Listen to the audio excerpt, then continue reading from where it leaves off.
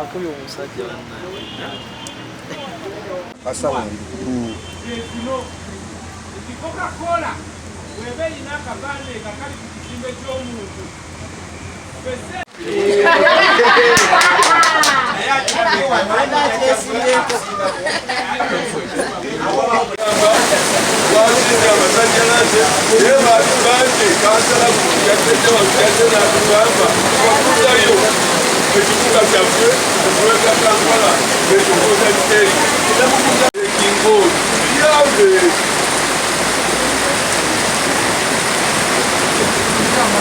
Batuyambe era nasanga nazo tekwasigira buli muntu amwenda nga yakikiriza ekakwena kuola ekauka iriya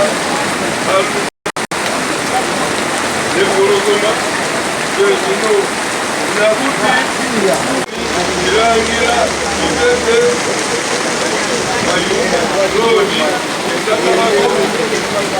Sawo, Sajo,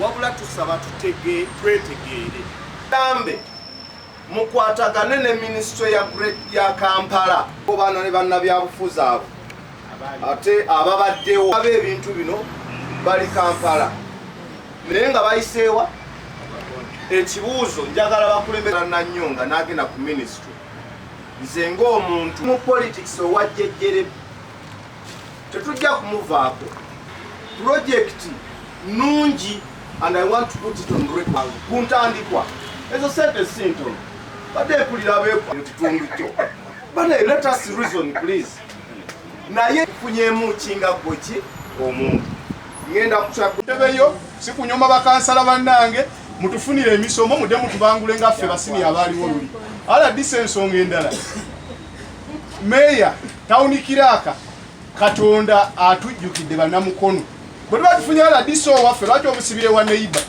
kyasooka abeere wa neiba ebbanga lyonna mulina ofiisi eggoma ebizimbe gyebiri ate wandibadde wano ku kitebe n'olaba ebintu bwe bitambula byonna sente z'enguudo zizze ez'abakyala zizze buli kimu ng'okiraba naye mazima eri gy'ogenda okubeera tuli bubi era tusaba meeya kozesa obuyinza bwo ne tawuni Kiraka Rdc waffe tumwagala wano ku kitebe wano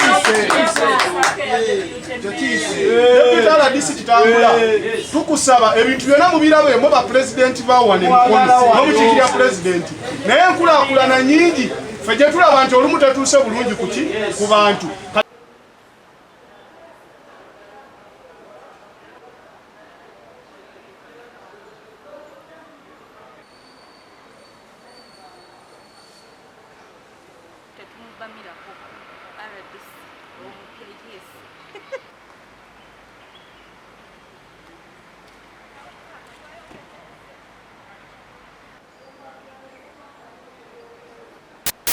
Romeo Augustine, kansala wa Nsobe Kawuga Nabuti, ate Secretary wa Finance and Planning Mukono Municipality.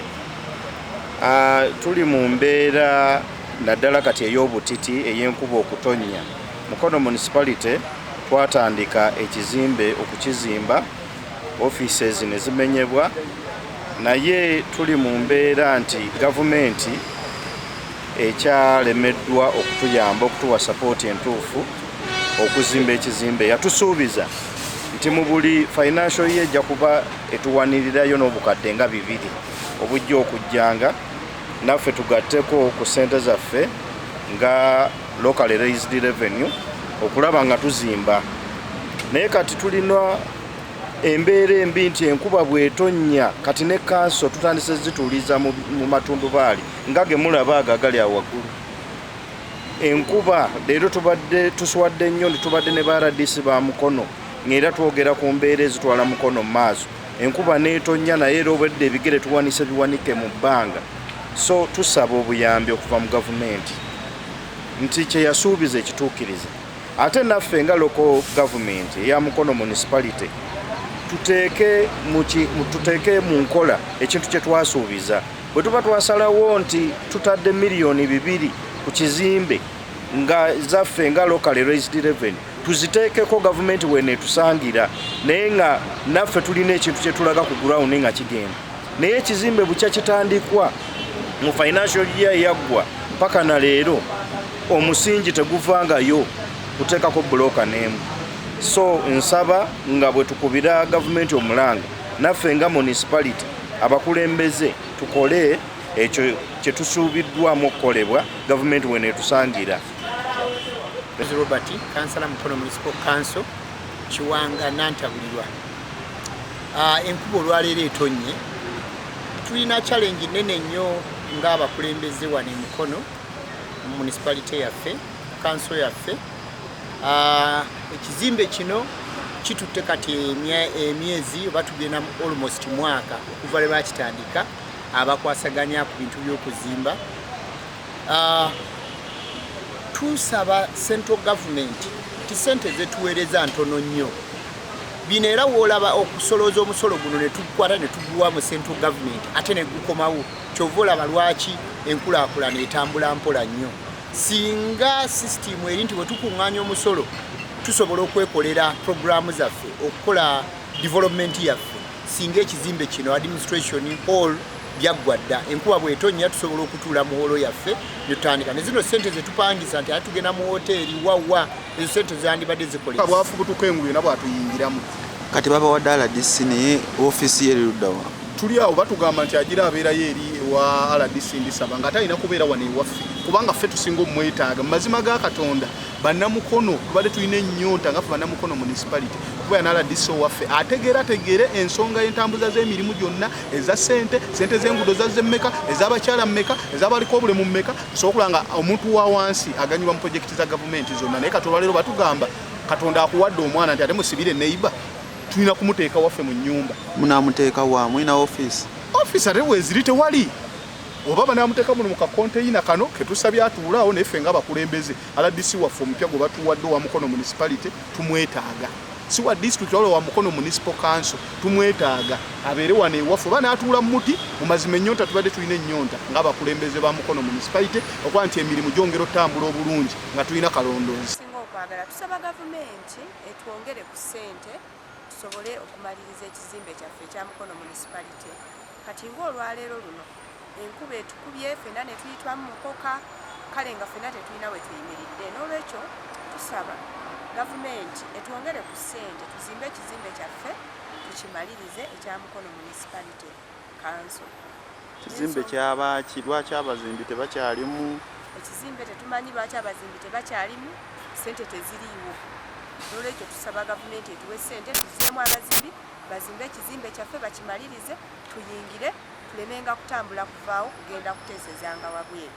Ssente zaffe zisobole okubeerawo zituyambe. Babawadde RDC omupya naye mulina bwe mugenda omutuuza? Kati batuwadde RDC omupya naye tetulina ofiisi gye tugenda muteekamu. N'olwekyo tusaba gavumenti etwanguyizeeko etufunire etwongere ku ssente tuzimbe ekizimbe mu bwangu. RDC waffe tufune we tukola ki we tumuteeka tubeere nga we tumusanga tutuukirenga awo ensonga zaffe zisobole okutambula obulungi. Katuulu agenda kubeerawo ebbanga lino? Kati ebbanga lino twagenda kugira akyali ku disitulikiti ewa mukyala Ndisaba waliwo ofiisi gye bamuwadde ajja kugira abeerako awo nga bwe tumaliriza ekizimbe. N'okusaba kwange tusaba gavumenti etwanguyirizeeko.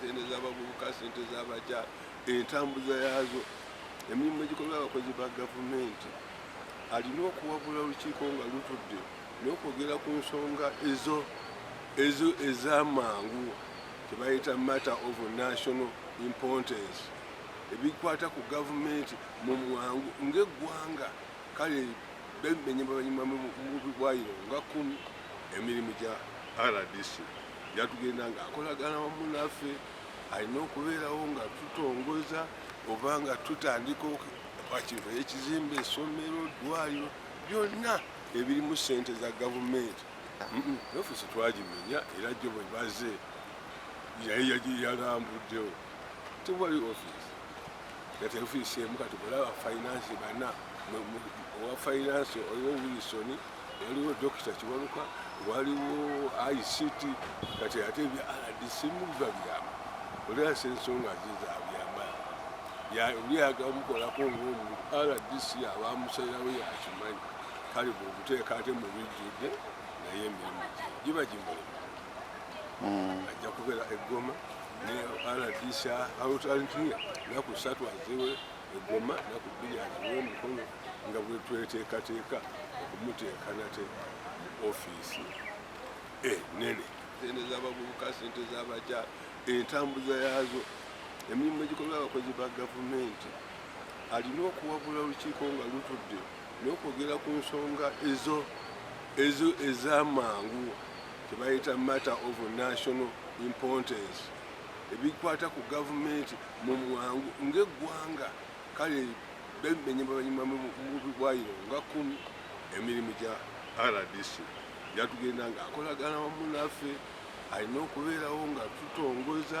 oba nga tutandika wakiva ekizimbe essomero ddwaliro byonna ebirimu ssente za gavumenti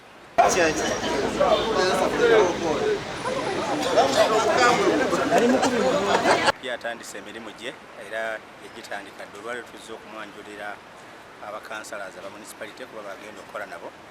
Of course waliwo ekizibu ky'office space, municipality terina space emala naye RDC deputy RDC olwaliro atuula ku district wali okulina office ya RDC paka nga municipality emaze okumufunira space we wanaatuulira ddala nolwekyo bonna aba municipality abalina ebizibu ebyenjawulo nga beetaaga office ya deputy RDC abatwala balina kujja ku district ku office ya RDC tujja kuba tubalaga office ya deputy RDC avunanyizibwa ku kibuga kino ekya Mukono wesangibwa era RDC weyigwatuula. Fando olowooza obuzibu buvudde ku ki? Office space nga bwolaba municipality ekyalina ekifo kitono, ebizimbe bitono, abagezaako okuzimba naye batusuubiza nti amangu ddala nabo bajja kwekwatakwata bafune office ya deputy RDC ono kubanga baagala abeere kumpi nabo. Project nungi and I want to put it on record.